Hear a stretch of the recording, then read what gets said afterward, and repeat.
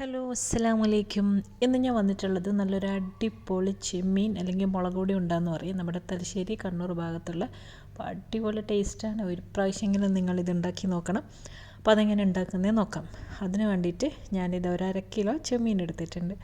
അപ്പോൾ അത് ഞാനിത് അതിൻ്റെ 2 സൈഡിലും താഴെ മേലെയുള്ള നൂല് പോലത്തെ ഇതുണ്ടല്ലോ, അതിലിങ്ങനെ ഒരു കത്തി കൊണ്ടൊന്ന് വരഞ്ഞിട്ട് അതെല്ലാം ഫുള്ള് പുറത്തേക്ക് എടുത്തിട്ട് നന്നായിട്ട് ക്ലീൻ ചെയ്ത് വെച്ചിട്ടുണ്ട്. ശരിക്കും അത് ഉണ്ടാകുമ്പോൾ കഴിക്കുമ്പോഴാണ് പലർക്കും സ്റ്റൊമക്ക് പെയിനെല്ലാം ഉണ്ടാകുന്നതെന്ന് പറയുന്നത് കേട്ടിട്ടുണ്ട്. ഇനിയിപ്പോൾ അതിലോട്ട് കുറച്ച് ഉപ്പും 1/2 ടീസ്പൂൺ മഞ്ഞൾപ്പൊടിയും പിന്നെ ഒരു 1.5 ടേബിൾ സ്പൂണിൻ്റെ അടുത്ത് മുളക് പൊടി ഇടുന്നുണ്ട്. ഇത് കാശ്മീരി ചില്ലിയാണ്. കാണാൻ കളർ ഉണ്ടെങ്കിലും എരിവ് അത്ര ഉണ്ടാവില്ല. ശരിക്കും നല്ല മുളക് പൊടി വേണം. എന്താ പറയുക, ഒരു റെഡ് കളറായിരിക്കണം മസാലയെല്ലാം. എന്നിട്ട് അത് നല്ലോണം ഒന്ന് കൈ കൊണ്ടെല്ലാം ഒന്ന് മിക്സ് ചെയ്ത് കുറച്ച് വെള്ളം ഒഴിച്ചിട്ട് കുക്കർ അടച്ച് വെച്ചിട്ട് നമുക്കിതൊന്ന് വേവിക്കാം. ഇപ്പം ഞാനിത് നല്ല തിളച്ച വെള്ളത്തിൽ 1 കപ്പ് പൊന്നിയരി ഉണ്ടല്ലോ, അതൊന്ന് സോക്ക് ചെയ്യാൻ വേണ്ടി വെച്ചിട്ടുണ്ട്. ഇനിയിപ്പോൾ ഇതാ ചെമ്മീനെല്ലാം വെന്തിട്ടുണ്ട്. ഇനി ഇത് ജസ്റ്റ് ഒന്ന് ഓയിലിൽ എന്താ പറയുക ഒന്ന് ഷാലോ ഫ്രൈ ചെയ്തെടുക്കാം. ശരിക്കും ഫ്രൈ ചെയ്യുമ്പോൾ കുറച്ചുകൂടി നല്ലൊരു ടേസ്റ്റ് ഉണ്ടാവുക. അപ്പോൾ ഓയിൽ ചൂടായി ചെമ്മീനെല്ലാം ഇട്ടിട്ട് ഇതാ ജസ്റ്റ് ഒന്ന് ഫ്രൈ ആക്കിയിട്ട് എടുത്താൽ മതി. നമുക്കതൊന്ന് കോരി മാറ്റി വെക്കാം.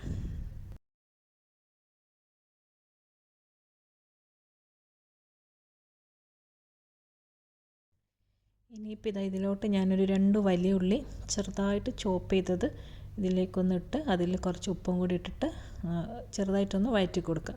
ഉള്ളി വേണമെങ്കിൽ നമുക്ക് തേങ്ങൻ്റെ കൂടെ ഇട്ടിട്ടും കുഴച്ചെടുക്കാം. പക്ഷേ ഇങ്ങനെ ഓയിലിൽ വാട്ടുമ്പോൾ ഭയങ്കര ഒരു ടേസ്റ്റ് ആയിരിക്കും. പിന്നെ ഇത് വേറൊരു ബൗളിലോട്ട് ഞാനൊരു 1.5 കപ്പ് തേങ്ങ എടുത്തിട്ടുണ്ട്.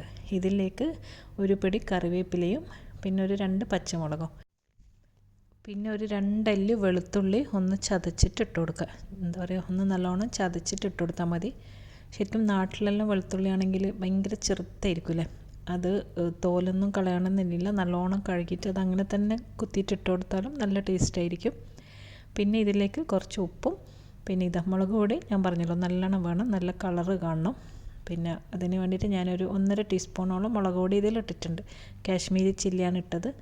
എന്നിട്ട് ഇതും നല്ലോണം ഒന്ന് കൈ കൊണ്ട് കുഴച്ചെടുക്കുക. നല്ലോണം ഒന്ന് അമർത്തി കുഴച്ചെല്ലാം ഒന്ന് മിക്സ് ചെയ്യാം. ഇനിയിപ്പോൾ ഇതാ ഉള്ളിയെല്ലാം ഒന്ന് വാടി കഴിഞ്ഞിട്ടുണ്ട്. ഇനി ഇതിലേക്ക് നമ്മളെ കുഴച്ച് വെച്ച തേങ്ങ ഇട്ട് കൊടുക്കാം. ശരിക്കും തേങ്ങേൻ്റെ ഒരു ടേസ്റ്റ് മുമ്പിട്ട് നിൽക്കണം. ചെമ്മീനെല്ലാം ജസ്റ്റ് ഒരു ഫ്ലേവറിന് വേണ്ടി മാത്രം. എന്നിട്ട് ഇതിലേക്ക് ഇട്ടിട്ട് ഇത് പിന്നെ ചെറുതായിട്ടൊന്ന് ചൂടായി മതി, കുറേ അങ്ങ് ഡ്രൈ ആയിപ്പോണ്ട. പിന്നെ ഇതിലേക്ക് ഇതാ ഫ്രൈ ചെയ്ത് വെച്ചിട്ടുള്ള ചെമ്മീൻ ഞാനിങ്ങനെ ചെറിയ ചെറിയ പീസാക്കിയിട്ടുണ്ട്. അതും കൂടി ഇതിലേക്ക് ഇട്ടിട്ട് വീണ്ടും നല്ലോണം ഒന്ന് വഴറ്റി ഒരു 3-4 മിനിറ്റ് എന്താ പറയുക ഒന്നൊന്ന് വഴറ്റി കൊടുത്തിട്ട് പിന്നെ നമുക്കിതിൻ്റെ ഫ്ലെയിം ഓഫ് ചെയ്യാം. ഇത് ആ ഒരു തേങ്ങയും കറിവേപ്പിലയും എല്ലാം കൂടി ഇട്ട് നല്ല സ്മെല്ലായിരിക്കും. കണ്ടോ, നല്ല റെഡ് കളറും ആയിട്ടുണ്ട്. ഇനിയിപ്പോൾ ഇതാ തേങ്ങയെല്ലാം ചൂടായി ഫ്ലെയിമെല്ലാം ഓഫ് ചെയ്ത് അങ്ങനെ നമ്മളെ മസാല അവിടെ റെഡി ആയിട്ടുണ്ട്. ഇനി നമുക്കിത് കുറച്ച് അരി ഇറക്കാനുണ്ട്. നിങ്ങൾക്കിത് വേണമെങ്കിൽ അരിയൊന്നും സോക്ക് ചെയ്യാണ്ട് ഇങ്ങനെ ഈ അമ്മീസ് പത്തിരിപ്പൊടി ഉണ്ടല്ലോ, ഇതന്നെ പച്ചവെള്ളത്തിലോ ചൂടുവെള്ളത്തിലോ ആവശ്യത്തിന് ഉപ്പെല്ലാം ഇട്ടിട്ട് ഒന്ന് കുഴച്ചെടുത്താലും മതി. പക്ഷേ എനിക്കിങ്ങനെ വെറും പൊടി മാത്രമാകുമ്പോൾ എനിക്ക് അത്ര ഒരു ടേസ്റ്റ് കിട്ടാറില്ല. അപ്പോൾ അതിന് വേണ്ടിയിട്ടാണ് ഞാൻ നേരത്തെ നല്ല ചൂടുവെള്ളത്തിൽ 1 കപ്പ് പൊന്നിയരി ഉണ്ടല്ലോ, ചോറ് വെക്കുന്ന ഏതെങ്കിലും അരി, അത് നല്ലോണം ഒന്ന് സോക്ക് ചെയ്തിട്ട് അത് നല്ലോണം കഴുകി ഉപ്പെല്ലാം ഇട്ടിട്ട് ഒന്ന് മിക്സിയിൽ അരച്ചെടുക്കും കുറച്ച് കട്ടിയിൽ. എന്നിട്ട് പിന്നെ കുറച്ച് പൊടി ഉപയോഗിച്ചിട്ട് എന്താ പറയുക ഒന്ന് മിക്സാക്കി ഒന്ന് കുഴച്ചെടുക്കും. അപ്പം കുറച്ചും കൂടി നല്ല സോഫ്റ്റായിരിക്കും. അല്ലെങ്കിൽ നമ്മളിങ്ങനെ വെറും പൊടിയാകുമ്പോൾ എനിക്ക് ഒരു എന്താ പറയുക പൊട്ടിപ്പോകുന്ന പോലെയെല്ലാം തോന്നും, ഇങ്ങനെ വിണ്ടുകീറുകയെന്നൊക്കെ പറയില്ല, അതേപോലെല്ലാം. അതുകൊണ്ടാണ് ഞാനിങ്ങനെ അരി അരച്ചിട്ട് പൊടി കൂട്ടുന്നത്. അപ്പോൾ നമുക്ക് പൊടി കുറച്ചേ യൂസ് ആക്കേണ്ടി വരും. ഇപ്പം ഞാനിതാ പൊടിയെല്ലാം ഇട്ട് കുഴച്ച് വെച്ചിട്ടുണ്ട്. അപ്പം നല്ല സോഫ്റ്റായിട്ടുണ്ട്. ഇത് ശരിക്കും അരി റൊട്ടിൻ്റെ എല്ലാം അരി ഉണ്ടല്ലോ അതുപോലെ തന്നെ. ഇനി നമുക്കിത് അടച്ചമ്പുണ്ടല്ലോ, നമ്മൾ ഇതിലൊന്ന് സ്റ്റീം ചെയ്തെടുക്കുകയാണ് ചെയ്യുന്നത്. അതാദ്യം ഒന്ന് കുറച്ച് ഓയിൽ ഉപയോഗിച്ചിട്ടൊന്ന് ബ്രഷ് ചെയ്ത് വെക്കുക, അല്ലെങ്കിൽ അതിൽ പറ്റി പിടിക്കണ്ട. അല്ലെങ്കിൽ നിങ്ങൾക്ക് നാട്ടിലാണെങ്കിൽ വാഴയിലയോ എന്തെങ്കിലും ഫോയിലോ അങ്ങനെ വെച്ചിട്ടെല്ലാം വെച്ചാലും കുഴപ്പമില്ല. ഇനിയിപ്പോൾ ഇതാ ഓരോ ഉരുള മാവ് എടുത്തിട്ട് അതിൽ കുറച്ച് മസാലയും കൂടി വെച്ചിട്ട് ഇങ്ങനെ ഉരുട്ടിയെടുക്കാം. പൊട്ടിപ്പോവാണ്ട് അരി അധികം തടി ഉണ്ടാവാനും പാടില്ല. അരി മാവ് ഫില്ലിങ് നിങ്ങൾ ആവശ്യത്തിനുള്ളത് വെച്ച് കൊടുക്കുക. അധികം കുറയുകയും ചെയ്യരുത്, കൂടിപ്പോവുകയും ചെയ്യണ്ട.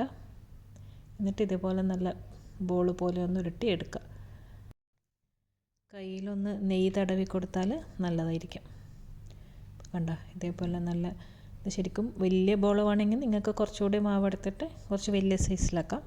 പക്ഷെ എപ്പോഴും ഇങ്ങനെ കുഞ്ഞു കുഞ്ഞ് എന്താ പറയുക ഉണ്ടാകുമ്പോൾ നല്ല രസമായിരിക്കും കാണാനും കഴിക്കാനും എല്ലാം. അപ്പോൾ എല്ലാം നമുക്കിത് ഇതേപോലെ ചെയ്തെടുക്കാം.